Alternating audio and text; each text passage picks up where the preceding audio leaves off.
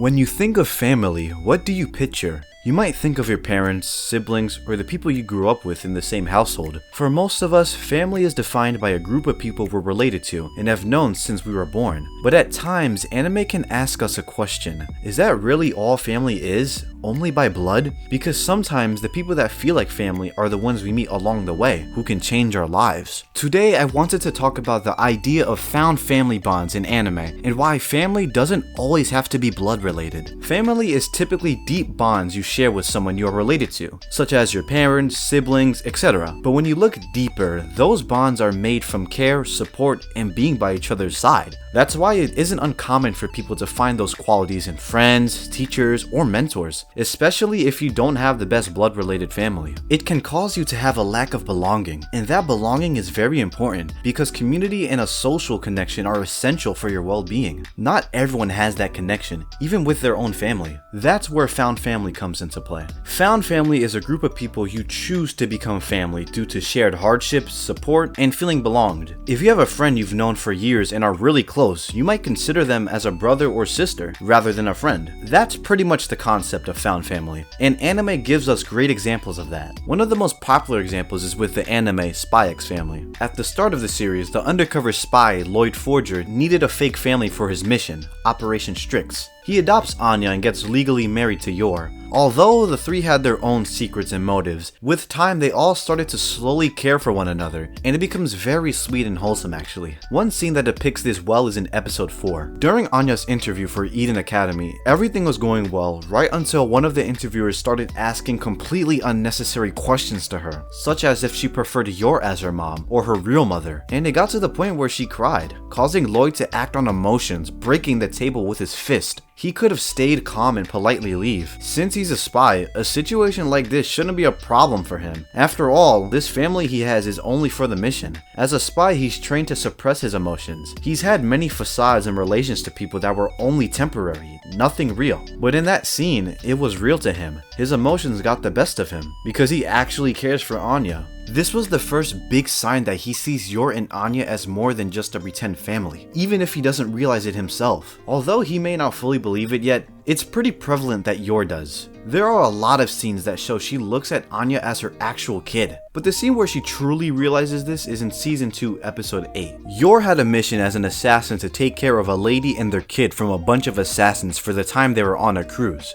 But during one fight, she was almost on the brink of death. But in that moment, the only thoughts going through her head was if she died, she wouldn't be able to take care of Lloyd and Anya anymore. And right when she was going to give up and accept her fate, she remembered the reason she did this job in the first place, to protect the people she cares about. And during that moment, Lloyd and Anya were the people that came to her mind. It's such a great scene because it shows how much of a family they're like to her. Most of her life, all she had was her brother Yuri, but now she's found people in her life that support her and helped her grow as a person. Even though Yor isn't related to the two, she doesn't have to be, because they are the people in her life that make up a family. While Spy X Family shows how a few strangers that come together become family as they live together, Mob Psycho 100 explores the idea of found family bonds in a different way. It isn't through a household, but rather mentorship. Mob looks up to Reigen and looks at him as his mentor. When he was a little kid, he met Reigen for advice on controlling his psychic powers, and he would often take advantage of Mob, saying stuff like he has powers of his own when he really has nothing and can't see evil spirits. He would use him for his business that consisted of scamming people. He's pretty much a con artist, but at the same time, he's not all that bad of a person. Although Reigen would use Mob for his own benefit, he often gives Mob guidance and reassurance, which causes Mob to feel like an actual human and accepts Mob for who he is, such as telling him to not use his powers on humans, and that his psychic powers don't make him less of a human. Mob isn't the only one that grows. They both grow and support each other. Throughout the series, Reigen grows a ton as a character and genuinely cares for others. A great example is in season 2. The two start to not get along due to Mob starting to have an actual social life. So when Reigen noticed Mob interacting with him less, he noticed how alone he actually was. And to make things worse, he gets embarrassed live on television, getting exposed for being a fraud and not a real psychic.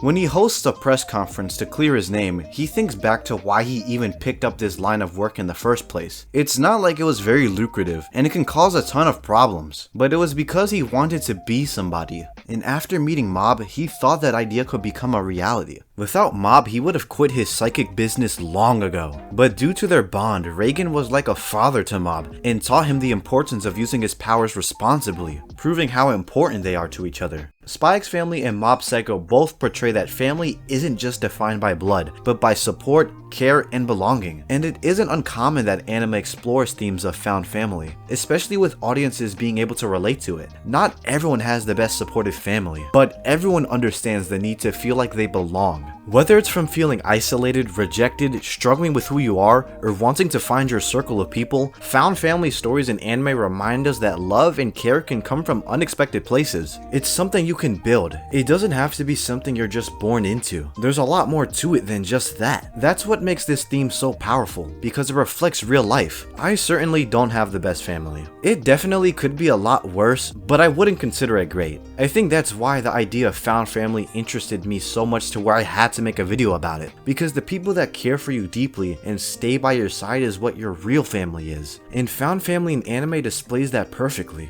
So let me ask you something, do you have a found family? And if so, how much do they mean to you? Thank you for watching.